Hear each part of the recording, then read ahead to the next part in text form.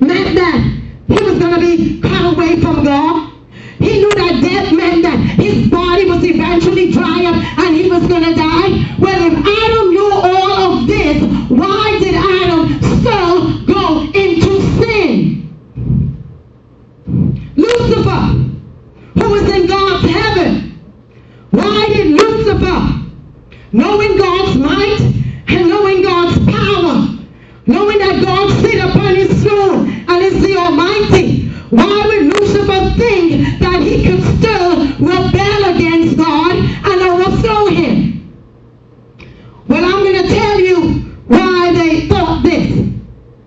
It is the same reason that we as the people of God do what we do when we sin and walk in rebellion against God. See, Lucifer and Adam, they were so exposed to God. They felt all of God's love. They felt all of God's grace. They felt such a loving and forgiving God. They experienced and knew this about God until they got to the point where they thought that they could have taken God for granted. They got to the point that where God was so loving, God was so kind, God was so gracious, God was so full of grace, love, and goodness that it doesn't matter what we do, we don't have to take God serious because God loved us so much that even if we rebel against him and disobey him, God in his loving mercy will overlook our rebellion and our fall because God knows he is the all-powerful one and we are not. So they rebelled. And that's the reason God gave them such a severe punishment. Because God knew they knew better. God knew they knew better. God knew they made a deliberate decision to rebel against him, taking his love, his mercy, his loving kindness, and his grace for granted. Isn't this what we do sometimes ourselves as God people? Sometimes we deliberately sin. Sometimes we deliberately walk in disobedience to God. We know better. When we take the love of God, the grace of God, we take the cross of Calvary, the blood of Jesus Christ for granted, and we think that God is going to overlook our sin. Did Adam die right away? No. Is Lucifer cast in the lake of fire right away? No. That's God's grace and his love. But whatever God say will still come to pass. God told Adam, you shall surely die. And Adam lived 900 years. That was God's grace extended to him. But when we willfully sin continuously, God extends his grace and he allows us to live sometimes and repent and repent and repent over and over again because of his grace and his love and his mercy. But if we die in our sins, the Bible says the soul that sinneth, it will die. If we die in our unrepentant state, God's word still stand. We will be cut off from him and we will see a priceless hell. You see, the reason we take the chance to rebel against God is because we are so aware of his love, his grace, and his mercy until we take it for granted. We must be very careful, especially when you are so close to God. The closer you are to God, the more careful you must be. The closer you are to God, you experience his love and his mercy over and over again that it is so easy to take him for granted. Now God introduced death, and you know we like to violate God. We like to say, sometimes we think God was being cruel and God was being mean and God just kills man. But you know, scientists, I bring scientists in because we tend to think that scientists sometimes are some of the smartest people on earth. So just because of our intellect and because of how we like to perceive things in the natural realm, I went and found out what science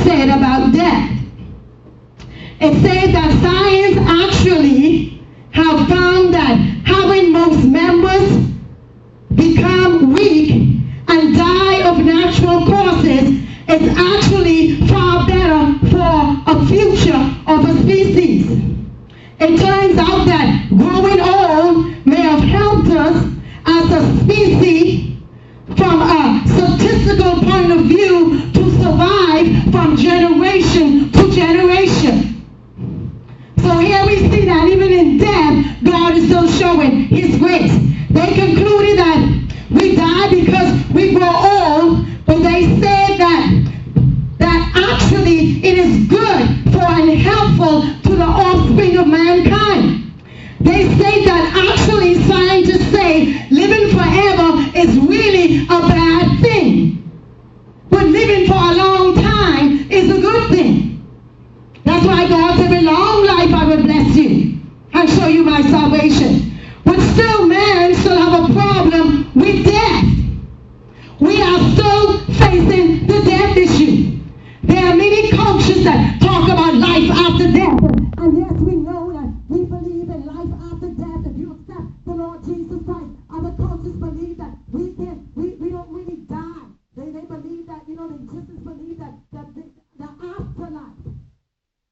But the Jewish people didn't just believe in death.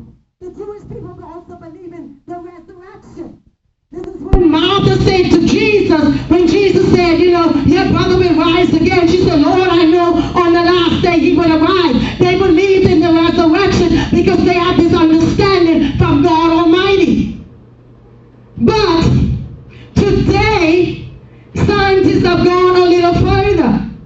Man has become so wicked and so self-sufficient, and they don't want to accept, like ancient cultures did, that we have to die and we are in need of resurrection.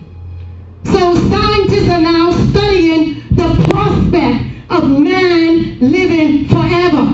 The prospect that maybe we don't have to die. Let's forget what it said in the Bible. Let's forget that it said that we shall surely die. Let's forget that everybody is dying around us. Now we have evolved and we are so smart we can make man live forever. They came up with 10 things that man can do to help man live forever. The number 10th one is cloning. They said, we've heard about cloning. If we can clone man, man will never die. They said, number 9, if we can slow down the normal aging process, they said man will never die. Number 8 says, if we can develop a drug that will cure all diseases, man will never die. They said that. Number 7, they say that we can study creatures like the lobster and see how they rehabilitate, and we can get ourselves to do the same thing. They say that we will never die. Another form that they say they believe in, reincarnation. Say man really can reincarnate and move from body to body. It means that we don't really die. It means we just live different lives here on this earth. Number 5, evolution.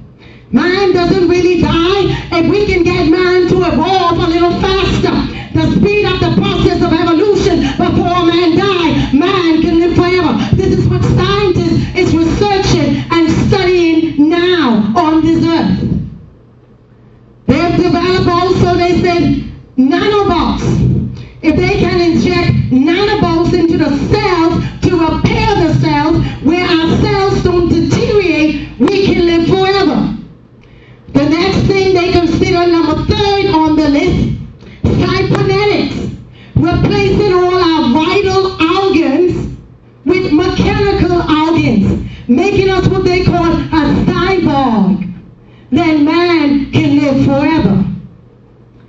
The second thing that they've experimented with, they say that we can take the mind of man, upload it, the brain of man, into a computer.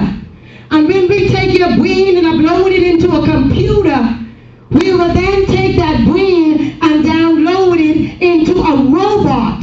And you can live forever in a robot.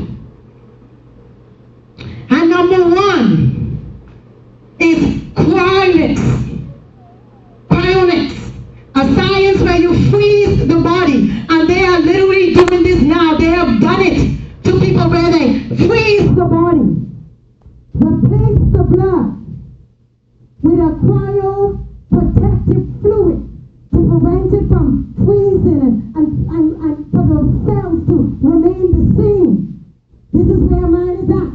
They say this is the number one. We scratch all those out. The number one, we will take you and we will freeze you, and you will stay in that same state. We know the Egyptians did this when they mummified their bodies. They tried to get their bodies to stay in the same state. But man has developed a technology where when they freeze the body, it doesn't deteriorate. All cells remain the same.